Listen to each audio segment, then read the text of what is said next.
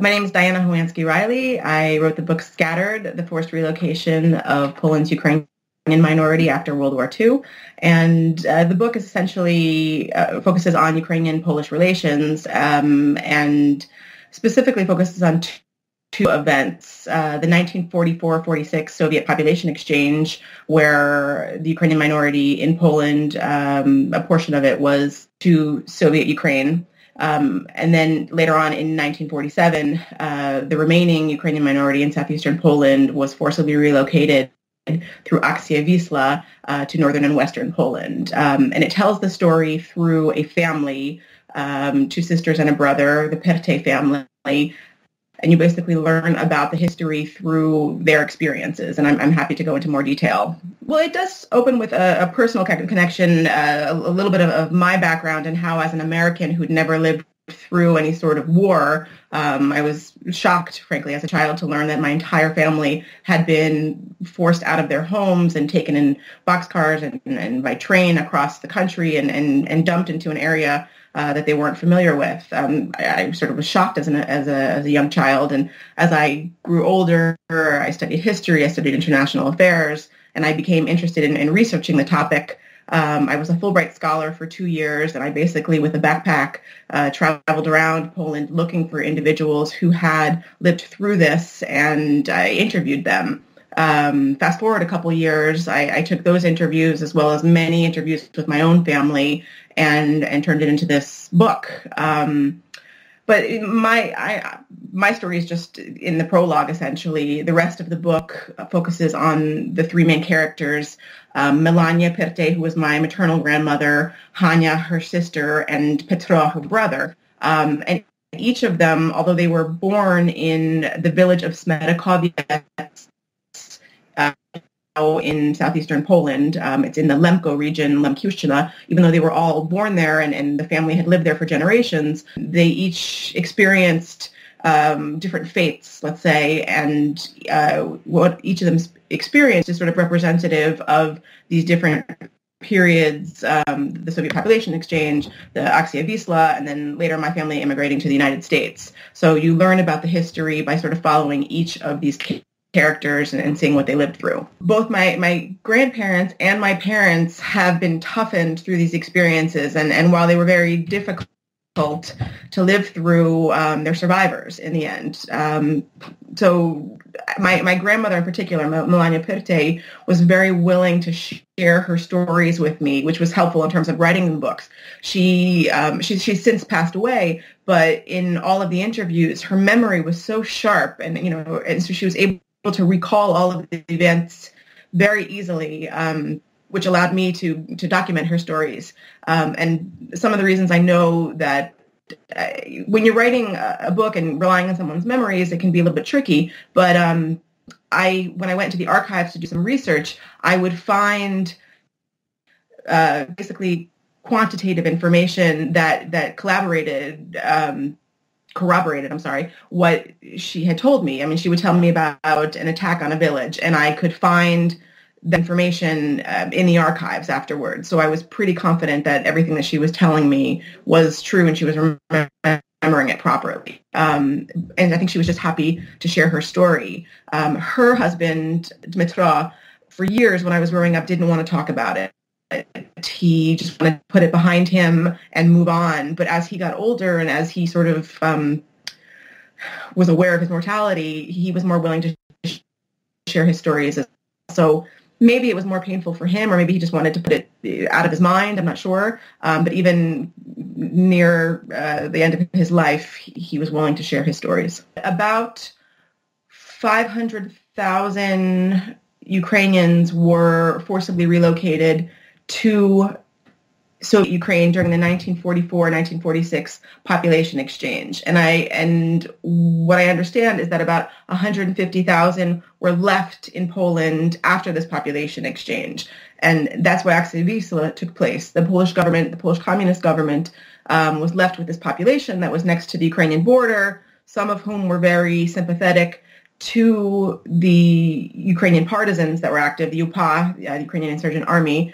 And in order to deal with them, the Polish government took these remaining 150,000 Ukrainians and forcibly relocated them to the north and the west. So, we're talking hundreds of thousands of individuals here. Essentially, in 1947, the Polish government there was a general, General Swerczewski, and he was assassinated, and the Ukrainian partisans are assumed to have killed him, and the Polish government basically used this as a pretext to remove the Ukrainian population from southeastern Poland. But what the archives basically show is that the Polish government was for months ahead of this assassination of the general talking about how to deal with this Ukrainian minority and that they needed to be somehow assimilated. And as soon as the assassination happened, they used that, said, well, this is the reason, and used it as a pretext, basically, to move this Ukrainian minority out and to spread them out. When they were relocated, they couldn't form more than, let's say, 10% of a population in an attempt to basically Polonize them. The first villages that were removed within hours, and during Akcja Wісла, the relocation took place moving from eastern Lemkivshchyna, or the eastern part of the southeast region, more towards the west. So the first eastern villages that were removed, like I said, had about hours to pack up their things, and maybe you had a wagon to pack up, or maybe you only could grab some. There are stories of people putting animals into wheelbarrows and carrying them basically to the relocation points, to the train stations. So it was very difficult because the homes that they had known for generations were taken away from them. My family was in the western region of Lemkivshchyna, so they had weeks where they were told that they would be relocated. So they had a little bit more time to prepare. But even they, how much can you pack into a wagon? If you have a whole household, you're not taking your larger furniture.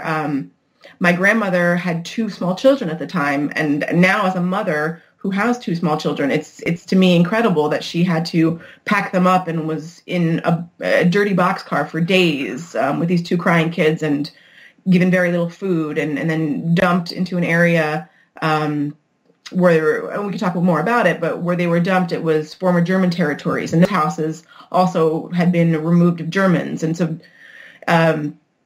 they were definitely harsh conditions. It was a tragedy for the people. There was a law that was passed that everything that remained in terms of property went to the government. So once the people were removed, they no longer had any sort of legal right to the land or the homes. I don't know that anybody's ever conducted an audit in terms of, the amount of wealth that was left behind.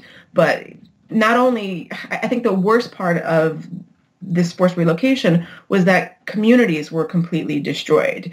What you had, and I'm speaking specifically about the Lemko region that my family was from, you had communities that were there, families that lived there for generations and generations, and they spoke Lemko to one another, which is a particular dialect. And the fact they were removed out of this area meant that their compact community was completely destroyed. And now, for example, Lemko is I would say, a dying dialect. It's a dying vernacular because you don't have people speaking it as commonly as they did when they were all living together in these villages.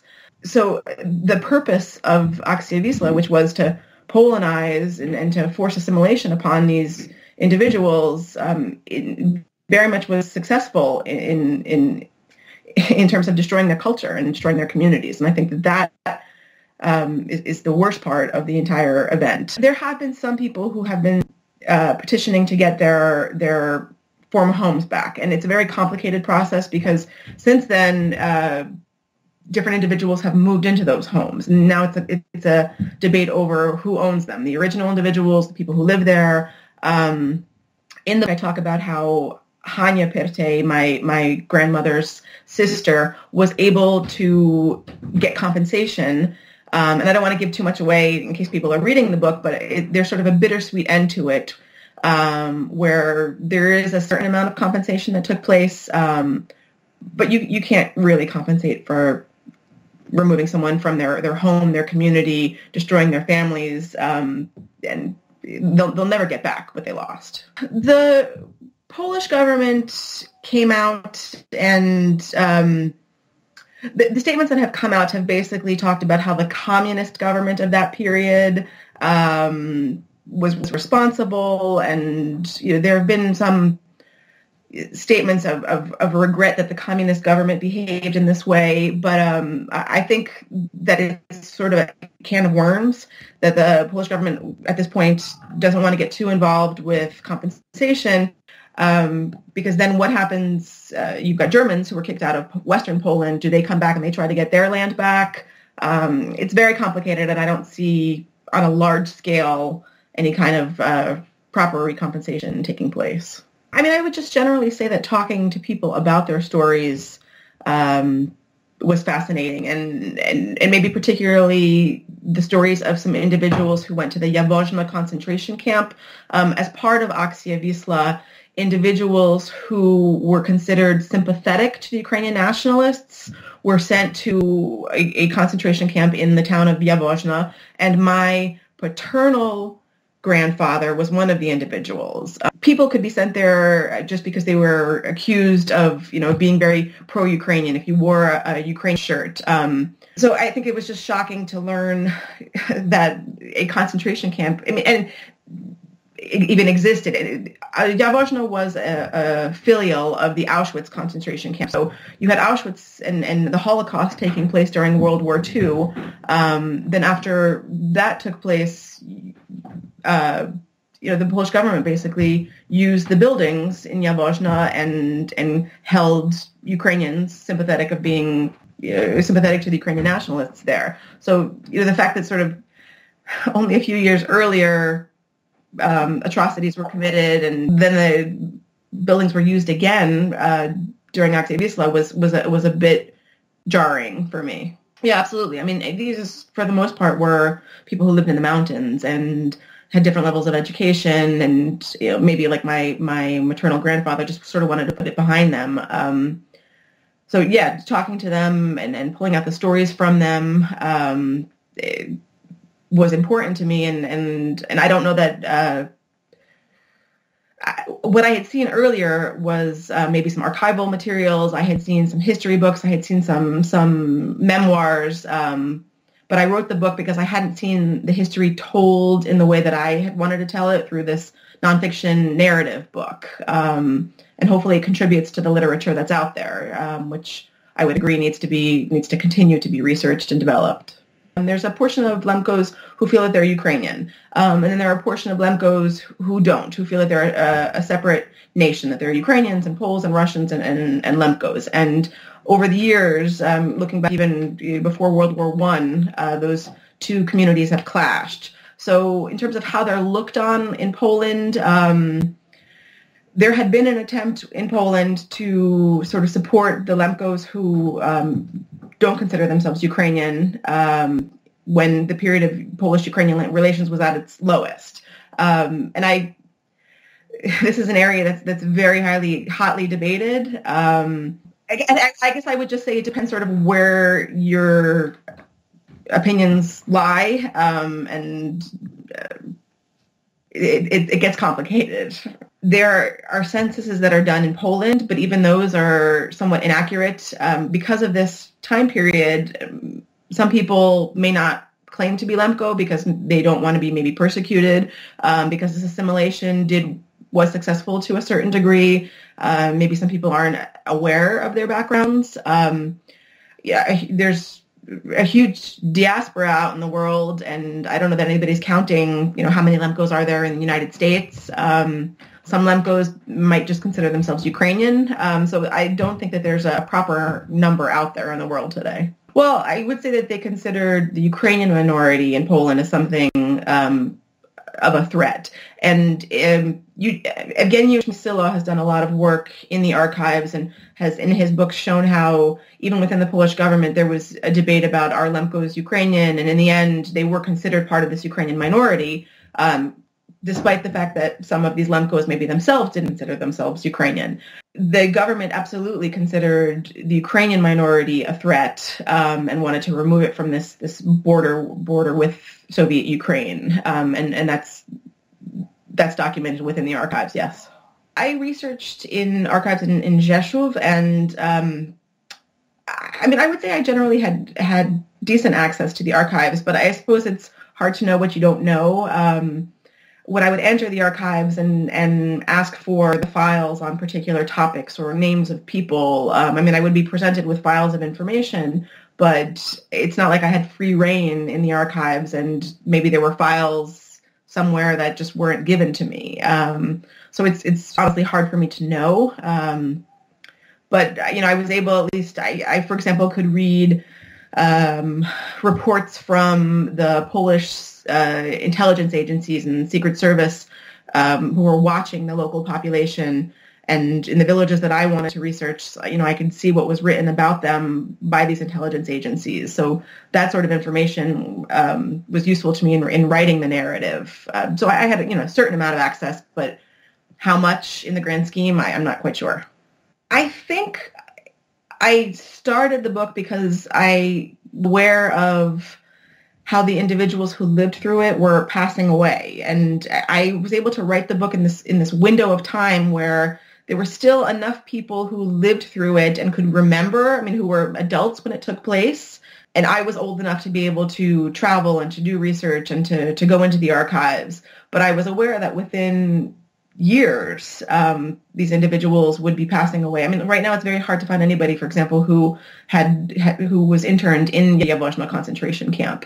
So it was important for me to get it down on paper so that my children would know their family's history. So I write the book and I say thank you to my own parents for sharing the history with me, and for my own kids, that when they get old enough, they'll have a documentation of what happened to our family and, how is it that we ended up in the United States, although we had roots in southeastern, in the Lemko region, for generations. So having that documentation was most important to me.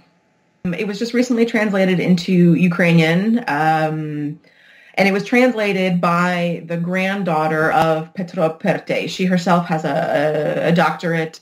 She's an English language teacher, and she took it upon herself to translate the book into Ukrainian so that it would be available for others in Eastern Europe and Ukraine to read. It's just recently been published. We're waiting for the publishing house to basically send it so that it'll be available.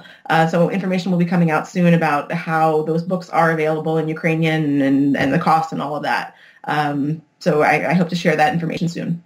I guess I would say that it's a unique take on the history, in that the history is told through personal stories. And I think it ties together the history starting from the World War II period, and moving on until this entire region, or the whole Lemko region and southeastern Poland was essentially devoid of Ukrainians. So I think if you want to learn the history in interesting sort of way, it's I'd say it's a relatively easy read.